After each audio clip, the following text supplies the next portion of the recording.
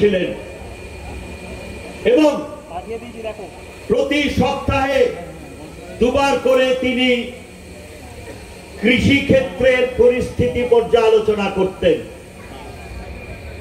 তখন যেখানেই যেতেন 11 সালে আমাদের মূল ফসল ধান, আমাদের কৃষক ভাই বোনেরা সব জায়গায় ওনার কাছে আবেদন করতেন, ধানের দাম পাওয়া যাচ্ছে না, 430 টাকা বস্তা, তার থেকেও কম দামে, যা উৎপাদনের খরচের পক্ষে যথেষ্ট নয়, উৎপাদনের খরচ মিটছে না, অথচ কোনো ক্রেতা ওই দামেও যথাযথ পাওয়া যাচ্ছে।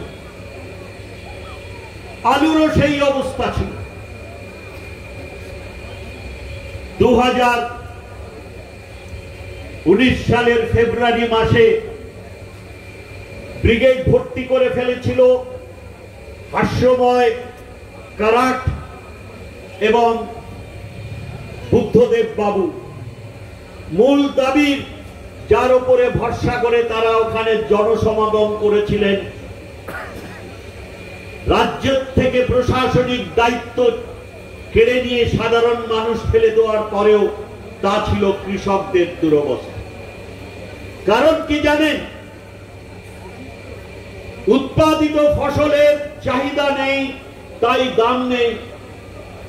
দিশাহীন ভাবে ধানের উৎপাদন বাড়ানো হয়েছিল।